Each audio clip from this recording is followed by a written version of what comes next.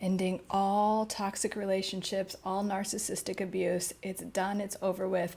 That era is done, and now you're in your healing era and glow up era.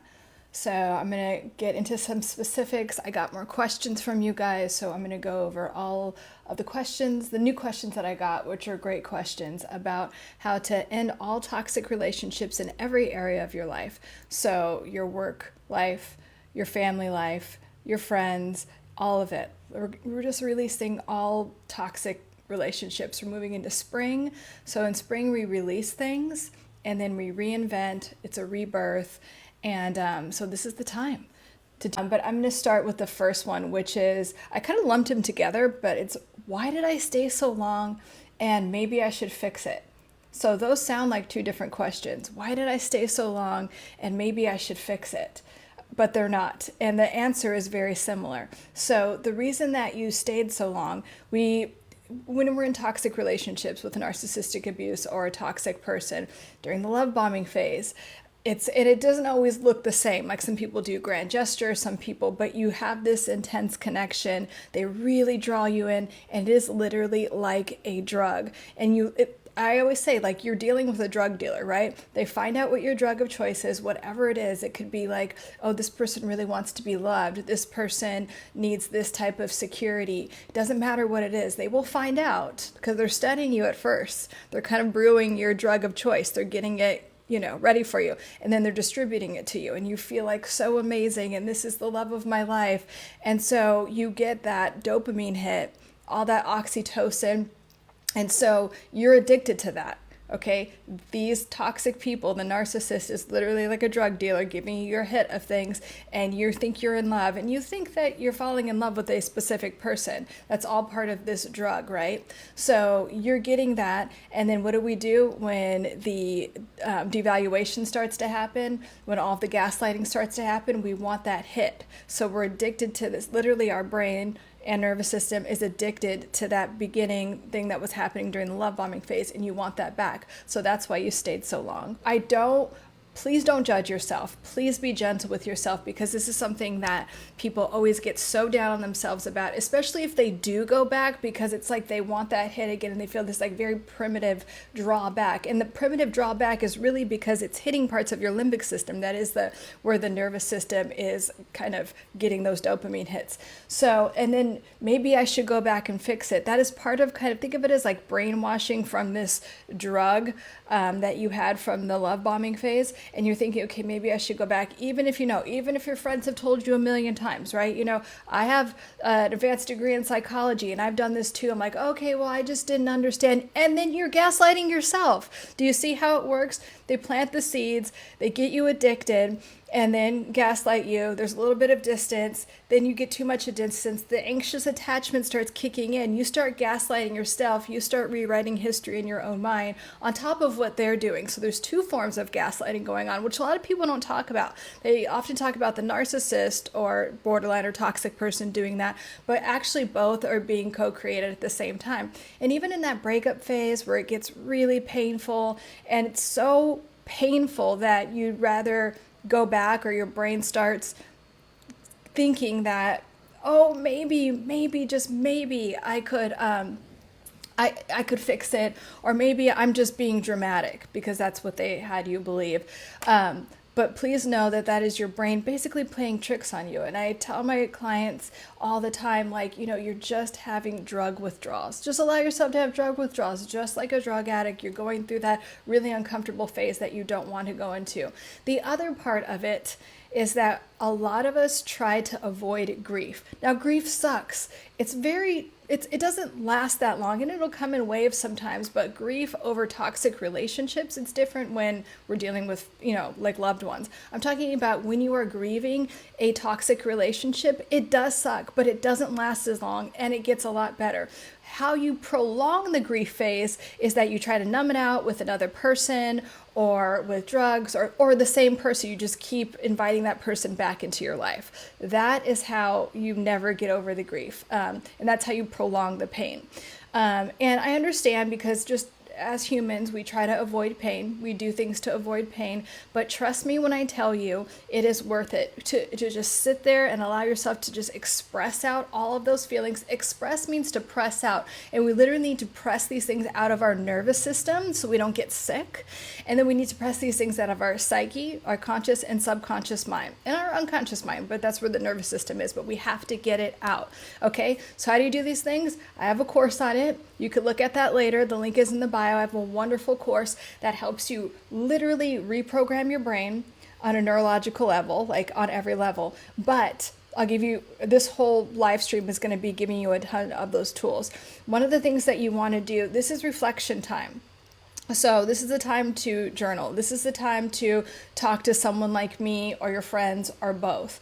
This is, and you know what, this also might be a time where you're clearing out a lot. I have a lot of clients, they're like, I don't have the same friends I used to, not even just because, you shared friends with the toxic person or narcissist, but also because when you go through a big transformation like this, sometimes when we level up, we don't have the same friends. We don't have the same support system. They might tell you to go back to that person, but you've started to grow.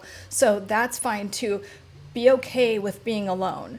And sometimes that is one of the biggest lessons. That's one of the biggest gifts I got personally from healing from all kinds of toxic relationships and narcissistic abuse. Is like, I learned that I love being alone, and there's a lot of healing in being alone. And now I'm very comfortable with that. So I'm not dependent, or I'm not trying to chase needing to be with someone all the time. There's so much power in being alone in a healthy way and really enjoying your own company. I can't tell you what I love when I get to that point with my clients where they're like, I really like my own company. This is great. And then you have time to work on creative projects. Maybe you had a goal of getting in shape. You get to focus on you. You become the main character in your life again. And I know that when you were in a relationship with a narcissist or any type of toxic person, they are energy vampires. They are literally thriving by siphoning off your energy, and it's very exhausting.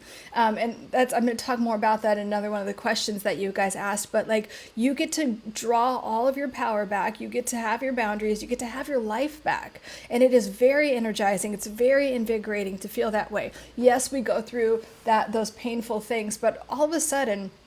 And here's another thing, because the next question was, how do I deal with my emotions after ending a toxic relationship? Again, my course is amazing for that. Anyone that takes my course, I'm in communication with you the whole time while you're taking it. And if you have any questions, but also because it's so personal, this course, I have a few courses, but this course, Healing from Toxic Relationships and Narcissistic Abuse, it's so personal. So I definitely always talk to you, and you have to have your support system.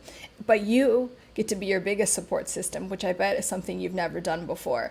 If you're healing from a narcissist, I'm sure you're one of these people that has made other people, you're supportive of other people, but you get to be your best friend and your support system.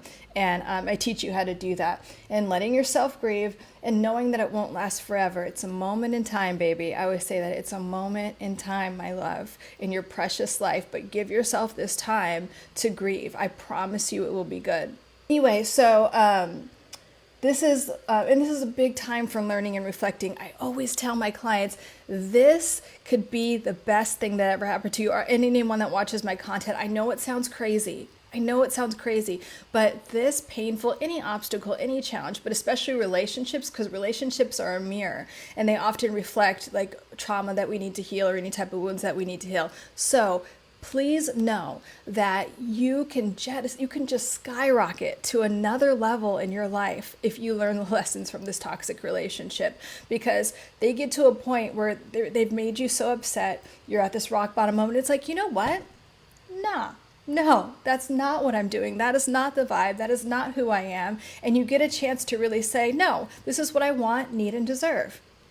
Boom. And that could be the start of something so beautiful if you allow it to be, if you don't stay in victimhood. So I'm all for kicking and screaming and getting upset and blah, blah, blah, like, fuck you, like all those things. But then after that, We don't stay in victimhood, because if we stay in that state, just like Joe Dispenza talks about, if we stay in that state, then it becomes our personality. And then we start to get into this like rotting type of like energy. We're just living in a cortisol state. We don't want to do that. But it's okay to have that time of being grieving and angry. Yes, get that out. And, you know, have someone to talk to. Talk to me about it. And here's another one. But I put so much time into the relationship, and it's really hard to let that go. I understand. I get it. I wasted so many years. No, those years, nothing was wasted. Okay, let's go with that. Nothing was wasted. You learned from that, and you let go at the right time, and you're healing at the right time. And think of it this way.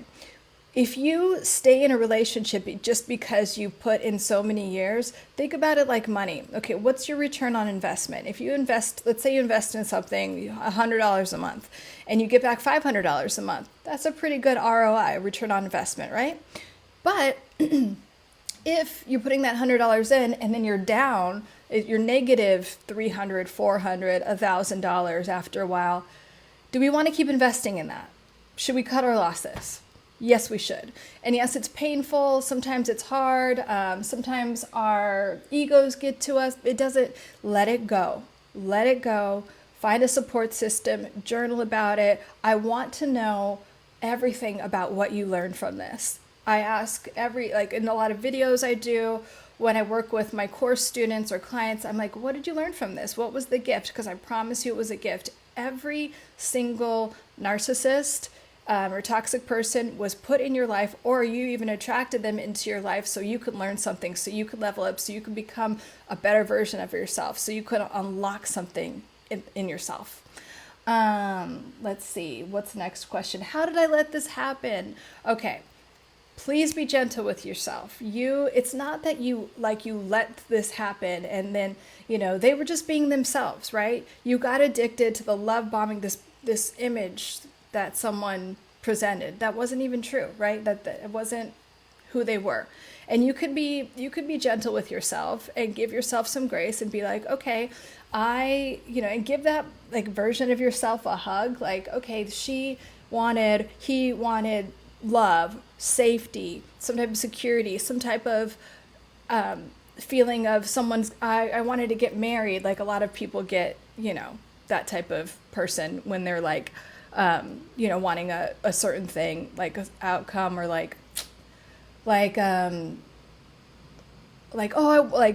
promises of getting married or anything. It could be literally anything. I've heard everything. So, but know that like you didn't do anything wrong.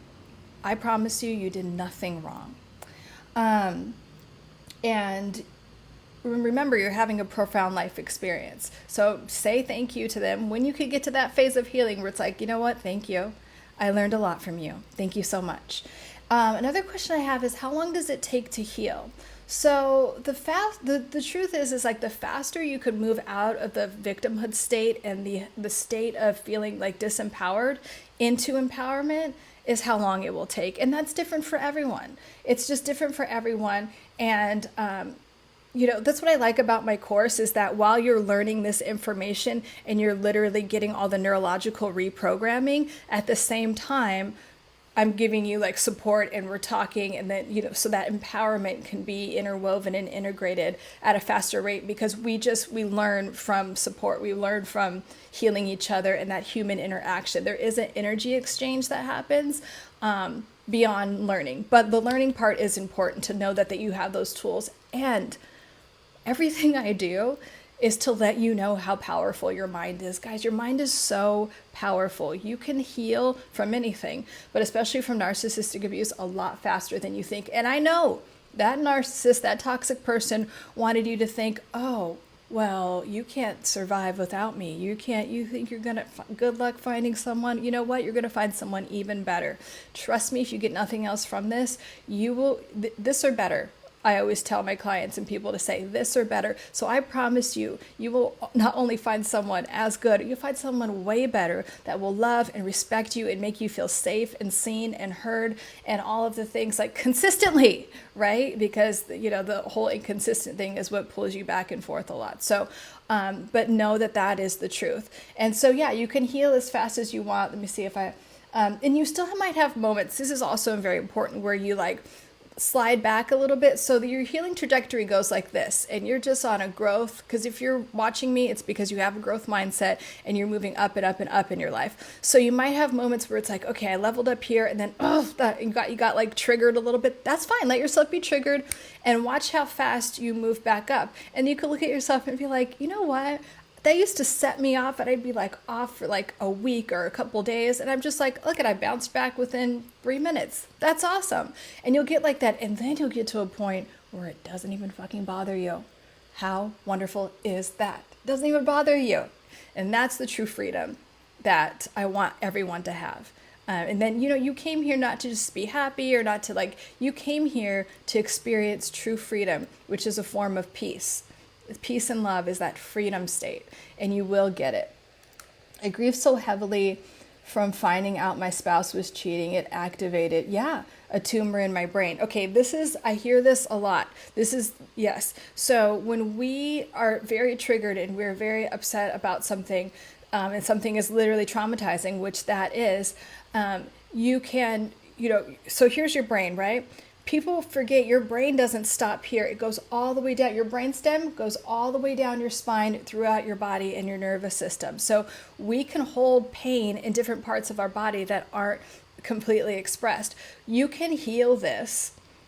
Louise Hay did it. She had stage 4 cancer, and she healed it by processing her unprocessed trauma from childhood. It is possible. And so when we have those things, it's like the body and nervous system can't process all of that at once. So we get disease somewhere in our body, but it can be reversed, Jack. I'm so sorry that you're going through that, but it can be reversed. Take my course or work with me one-on-one. Jane, my course is called Healing from Narcissistic Abuse and Toxic Relationships and Thriving, with an emphasis on thriving. I'm very solution focused. So, I do the psychology, the neuroscience, and then we get into the energetics or spirituality, whatever it is, because that's where you can shift and that's where you can change very quickly. If you follow Joe Dispenza's work, RJ Spina's work, and Louise Hay is another one, they were able to cure themselves what looks like miraculously through energy shifts. And it wasn't just like knowing things. It wasn't taking a fuck ton of medicine. None of those people I mentioned did any type of traditional medicine. And I'm not saying that, like, of course, check with your doctor with whatever medical interventions you're doing. I'm just saying that you could rapidly, like, accelerate your process of healing emotionally and physically when you do the work on both levels. And you really, everything is energy, right? This is energy. Everything is energy. My dress isn't. So we have to change at that molecular level, that cellular level. That is where it happens. And that is what my course does. And the link to my course is in my bio on top of my page. And when you push the link, it should be like the first thing. It says Healing from Narcissistic Abuse and Toxic Relationships and Thriving. I have really long titles for things. I'm very passionate and I have a hard time with short titles. But that is it. Let me see if I missed any questions. How can I finally find a healthy relationship after a toxic one? This one is so important because I want you to know that, one, that's possible. Again, I talk about this in my course. And this is like the final stage of the course where we're getting ready to, because you have to do the work first. I don't want you to go out and try to find someone to get back at the narcissist. Yes, the narcissist probably will move on quickly because they don't process their emotions. They offload their emotions on other people. So they always have supply. This is why they cheat all the time. You go to my YouTube channel and watch why narcissists always cheat. And learn about that if you need to. But so we're not worried about that. You're worried on your healing and actually leveling up so you never attract someone like that again. So you will. When you do the internal work, take my course or work with someone like me, really work on yourself, become the main character in your life again, and really love yourself first. Narcissist And toxic people can really teach you about love. I know that sounds crazy, but everything I learned about true love and unconditional love is healing from those relationships. And that is why I'm so passionate about it. And everything in that course is going to teach you about true love, not just the mechanics of like, okay, a setback. Well, yeah, no shit. Like there's a question about boundaries and I'm going to get to it, but to really change on that level where you love yourself and you attract, like your energy is vibrating like someone that loves themselves so much. I promise you, you won't even like care about relationships or like needing that like you did before. When you love yourself so much and like you feel so complete and love your own company so much, you're going to attract a really fucking healthy person that you didn't even know existed. And you'll be able to trust yourself in that process. And when you're dating, you'll know, your nervous system will immediately know when someone's not right for you, even if it's if it's a narcissist or toxic person. Your nervous system will just know, and you'll have that embedded in yourself. It'll just be like, oh no, thank you. And one of the questions is, how do I know when I'm dating, like if a like in the early stages? One, you'll feel it. Like after you take the course, like all of this stuff will be so integrated into your nervous system, you'll just know. But on other levels, the love bombing, the grand gestures, the triangulation, like all of a sudden they're comparing you to someone or your ex, and you feel this thing in your gut, like you're not good enough and you need to compete and need to like prove yourself. Anytime you feel like you need to prove yourself to anyone, that is a sign. And I'm not talking about like healthy, divine, masculine energy where it's like, wow, I really want to pursue this feminine energy and court her. I'm not talking about that. I'm talking about like, I don't feel good and I feel like I have to do something like this. They're digging at me, like that thing. Your nervous system will let you know. So I did see a question there. How do you love yourself? If this is all new to you, the concept of loving yourself, first, make yourself the main character in your life. If you're asking like, how do I love myself? You're probably not the main character in your life. You're probably using a lot of your mental and emotional energy towards someone else or towards something that happened in the past. I guarantee it's probably something that happened in the past. And so bringing yourself into the present moment, all healing happens in the present moment. So start there and just ask yourself, okay, if I loved myself, like what would I be doing right now? Would it be working out? Would it be like, just ask yourself that. If I had my ideal relationship, what would that person and I be doing? And if it's like going out on a date, well, take yourself out on a date. What are ways you can, think about how you show other people love. Can you show yourself love in that way? That's how you start to love yourself. And then also really appreciating, another exercise I give my clients is write down things that you appreciate about yourself, and also write down things that people appreciate about you, like consistent compliments that you get, and really absorb those. Look at those every day, put them in your phone, and then, look over them a lot and just be like, okay, I can accept this about myself. I am this way. You have to tell yourself that sometimes. A lot of trauma healing is reparenting yourself. These things happen to us in childhood. We become adults and then we have to reparent ourselves as adults. Okay, so what would you say to a child? You are great. You're beautiful. I love you. Just like you would say to that. That's what you're doing. You reparent yourself. And Louise Hay talks about that when she cured herself of cancer. She did mirror work and she looked at herself every day and was like, I love you. I love your hair. I love your da-da. That's how she literally healed her body and cured herself of stage 4 cancer without any medical intervention. If you don't know who Louise Hay is, I very much recommend you looking her up. And then another question I got, and it's kind of like, okay, here's another question. And it's kind of along the lines of, you'll never find anyone like me, like the narcissists talk about. Scarcity does not exist. Okay? Lack and scarcity, the narcissist and toxic person want you to believe scarcity exists, because then why would you be with them? It's like, oh, you think you're going to do better? Oh, okay, well, or sometimes a lot of narcissists are in positions of power. Okay, well, good luck with blah, blah, blah, whatever it is, position of power they had without me. Know that scarcity doesn't exist and that things aren't transactional. So it's not like I have to give up so much of my life to get a little bit of love. No, we're not breadcrumbing ourselves. Again, scarcity and lack don't exist. And the thing about healing from narcissistic abuse and toxic relationships is that you really understand how abundant the world is. How abundant the world is. It really, you want to learn how to manifest, heal from a toxic relationship. That will help you. You really understand how much power you have because they've been trying to take it all. And when you call that shit back to you and then understand how powerful your mind is and how abundant the world is, you're unstoppable. And that is also in the course. And that unconditional love is real. Love is actually the only real thing. If you've taken a course in miracles or there's a lot of books I could recommend about that. Maybe I'll make a video about it. But the only thing that's real is love. Fear is not real. But narcissists and toxic people use fear to control you. Fear, false evidence appearing real, not real. But it is, and it's so potent and it seems so real. So we have to know that it's not real. And by the way, any real form of love would not feel threatening, would not feel unstable, would not feel insecure, or it wouldn't lack peace. So know that that isn't real love. And understanding to believe it. Yeah, so all of these things that I'm saying, first you understand them. And the course is very good at that. And the course is also like a huge library of all these neurological reprogramming tools for you to integrate this stuff quickly. And you go from like understanding it to believing it and then knowing it. Like it is just second nature to you.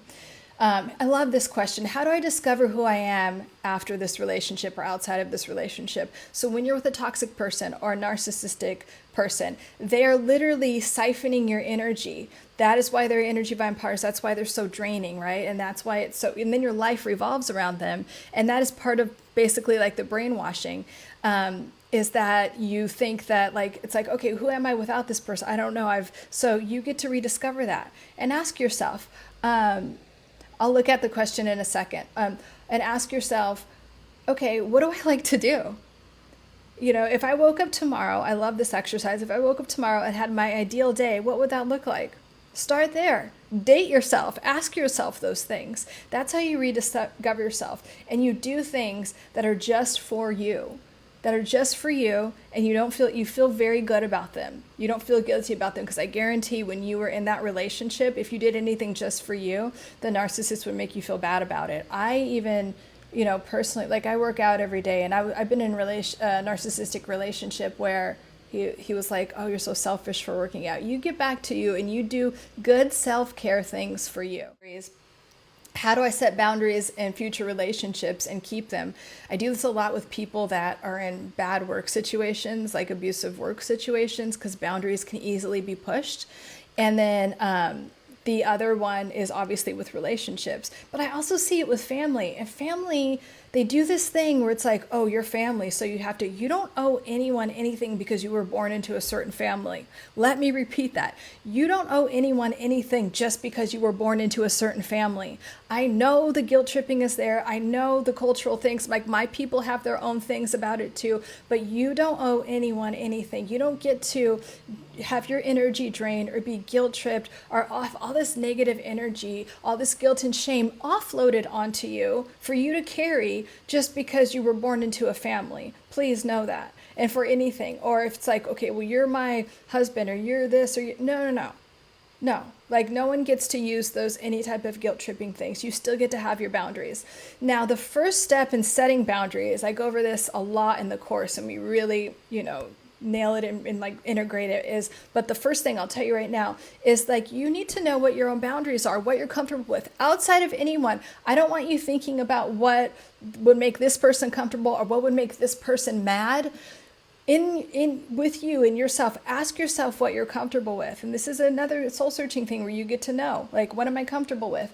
And what am I comfortable with sexually, physically? What kind of communication do I like? Before you enter your next relationship, what do you want the boundaries around the relationship to look like?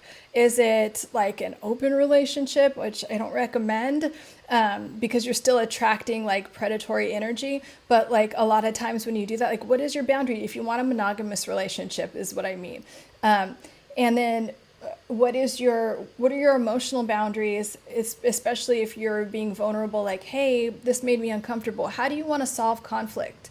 Healthy conflict resolution is the key to everything, and it actually deepens intimacy. So what does that look like? You get to write all of that down and know that before, and then when you write it down, you decide right there. And like, it's good to have someone like someone like me, or, you know, a friend or whatever, like a few different people look at it to make sure that, you know, you're on the right track.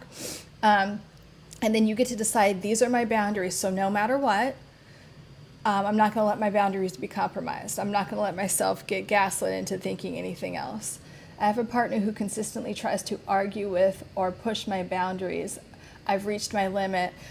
Sleepy, I'm so sorry that you're going through that. This is very common. And so, again, like what I just said, writing everything down and then just saying, you know what, these are my boundaries, and I need to be treated like this way. And also not getting into what I call jade. So jade stands for justify, argue, defend, or explain. Or even engage, right? It's kind of like, no, this is my boundary. This is how I want to be treated. I respect your boundaries.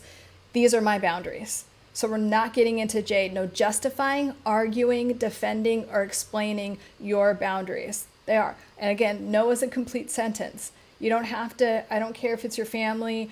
I don't care if it's your work trying to have you work an extra 5 hours for no pay. No is a complete sentence. You really don't have to explain yourself. You don't have to justify, argue, defend, or explain. I have a video on that if you want to watch that and play it in your head all the time, because it's really, we get tricked into thinking that we need to explain ourselves all the time and justify things. You don't. I promise you don't. It happens so consistently, it genuinely makes me wonder if this person truly cares. Yeah, I know. And it's kind of like, they may not.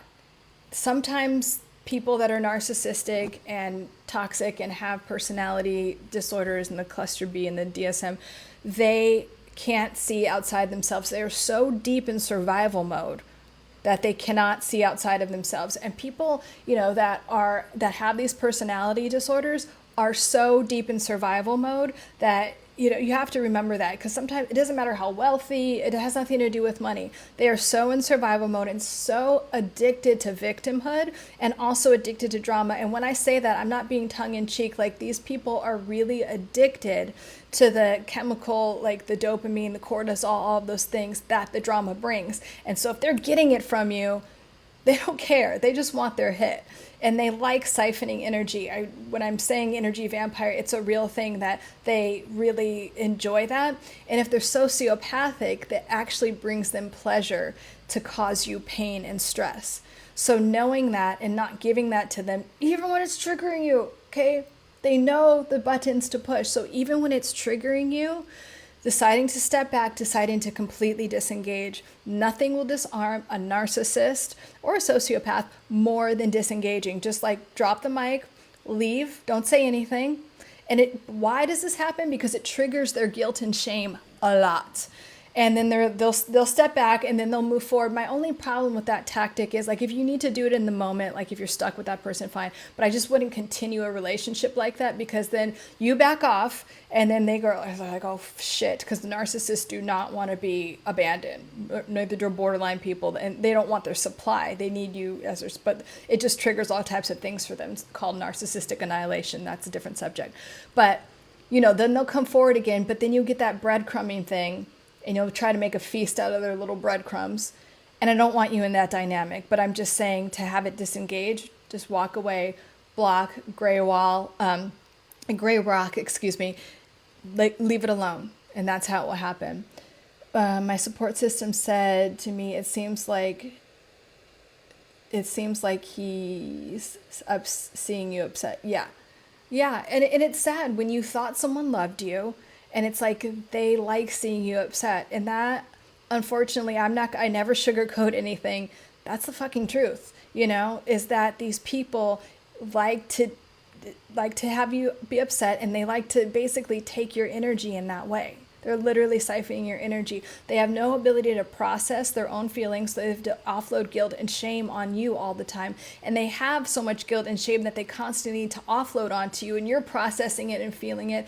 And they literally feel a sense of relief. So I'm really sorry that you're in a situation like that. I would encourage you to take my course. The link is in the bio, and get the fuck out of that situation, because you definitely deserve better.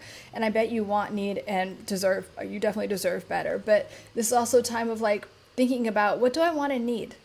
You know, your relationships, it's been scientifically proven so many times over again, your relationships are directly correlated to your longevity and your health and other aspects of, you know, having a healthy life. So that's something to think about. And I want you to love yourself enough to know that. That one, the early signs. But I'll go over it again if you're just joining. The early signs are grand gestures, triangulation. So like, oh, this person said this person about that form of triangulation to make you feel bad. The other one is triangulation, like comparing, like, oh, that person's hot, or like, oh, my ex-girlfriend would do this, or my ex did this for me. Like, the ex isn't here.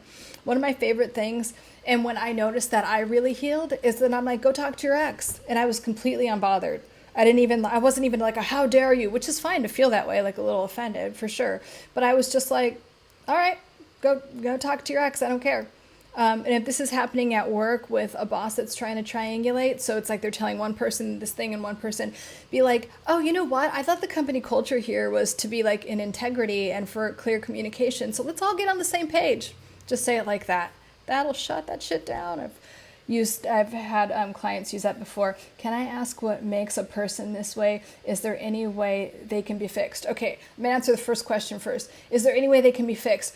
And no one can be fixed unless they want to be fixed. And sometimes it takes them losing all of their supply.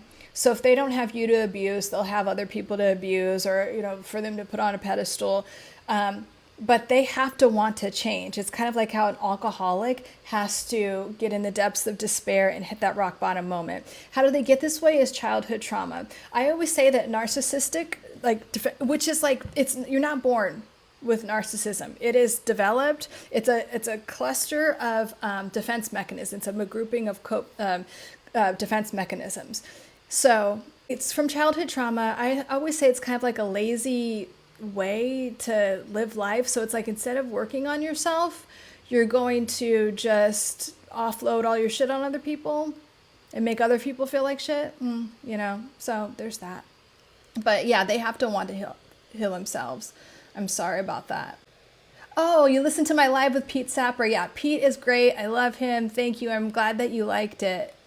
Thank you for the amazing question. These are all people ask these questions that are ready to heal. So I know that you're on your healing journey. You wouldn't have found me if you weren't ready to heal and elevate your consciousness and level up. So I'm very happy to answer your questions and meet you. So yeah, please DM me for more questions about working with me individually or about my courses. Please take my course. I'm in constant communication with everyone that takes my course. I love my course. I'm so proud of it. I put so much into it. I was looking at other courses and there wasn't enough about neurological reprogramming tools or psychology. So I put together that course, and I just like helping a lot of people through this. I've been through it. I know how terrible healing from a toxic relationship can be, or narcissistic abuse. It sucks. So I got your back. I'm here for you. And it's all getting better from here, I promise you. Okay, I love you guys. Thank you so much. For those of you who are new, it's so nice meeting you. And I'll talk to you. Send me your questions. Also, you could always DM me questions and I'll go live and talk about them again. So great questions, you guys. Love you.